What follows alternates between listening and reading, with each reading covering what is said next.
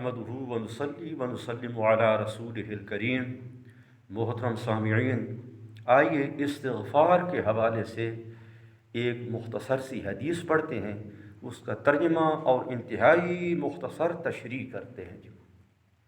حدیث سنیے جی۔ طوبیٰ لمن وجد فی صحیفتہ استغفارا کثیرا۔ یہ تو ہو گئی حدیث۔ اب اس کا ترجمہ سنیں جی۔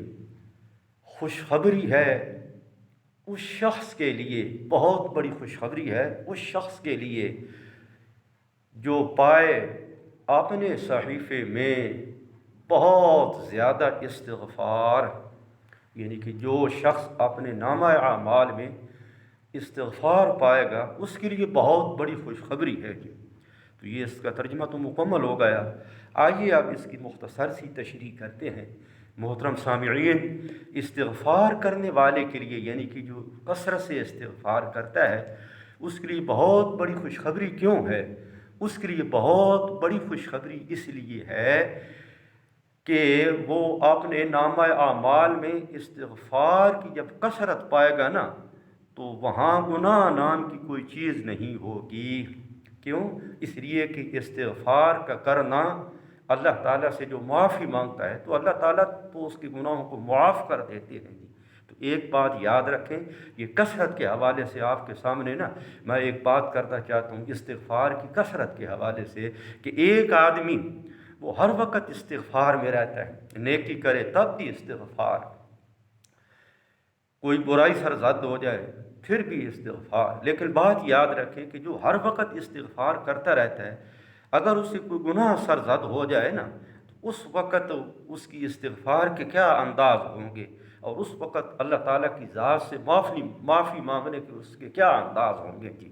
تو کل محشر کے میدان میں یہ شخص انتہائی کامیاب ہوگا جو ہر وقت اللہ تعالیٰ سے اپنے گناہوں کی معافی طلب کرتا رہتا ہے جی۔ نیکی کرتا ہے پھر بھی استغفار کرتا ہے، کوئی چھوٹا گناہ ہو جائے پھر بھی استغفار کرتا ہے، اور جب بڑا گناہ ہو جائے تو اس وقت تو وہ گڑ گڑا کے اللہ تعالیٰ کی ذات سے رو کے اپنے گناہوں کی معافی مانگتا ہے جی۔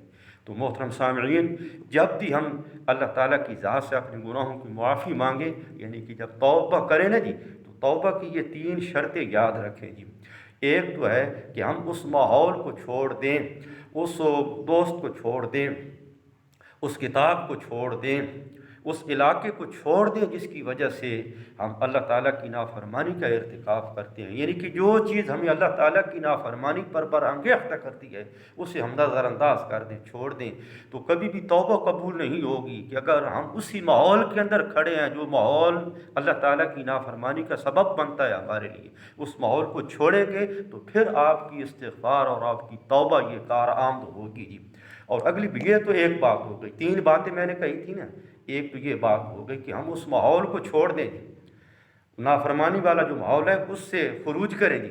اور دوسری بات وہ ہے کہ اللہ تعالیٰ کی جو ہم نے نافرمانی کی ہے اس پر ہم نادم بھی ہوں، شرمندگی بھی ہو اندر جی، کہ میں نے اللہ تعالیٰ کی نافرمانی کی ہے، میں نے اللہ تعالیٰ کو ناراض کیا ہے، یہ احساس ہو اندر، اس احساس کو بیدار کریں۔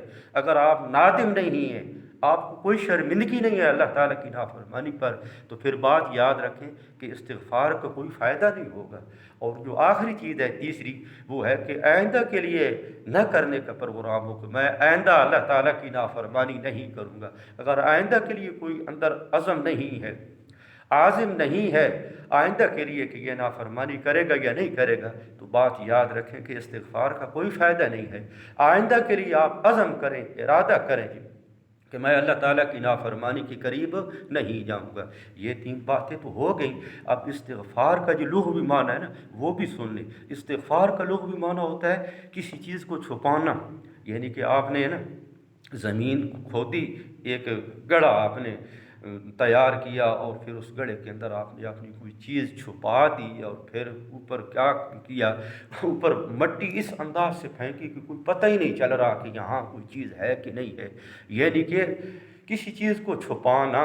تو یہ تو ہو گیا استغفار کا لغوی معنی. اب اصطلاحی معنی کے ساتھ اس کا کیا تعلق ہے؟ تو اصطلاحی معنی کے ساتھ اس کا تعلق یہ ہے کہ بندہ جب استغفار کرتا ہے نا، سچے دل سے توبہ کرتا ہے، تو اللہ تعالیٰ بھی اس کے گناہوں پر ایسے ہی پردہ ڈالتے ہیں کہ گویا اس نے کوئی گناہ کیا ہی نہیں ہے. التائب من الذنب کمن لا ذنب لہ. اللہ تعالیٰ ہماری یہ نشست قبول فرمائے. وما علینا الا البلاغ المبین.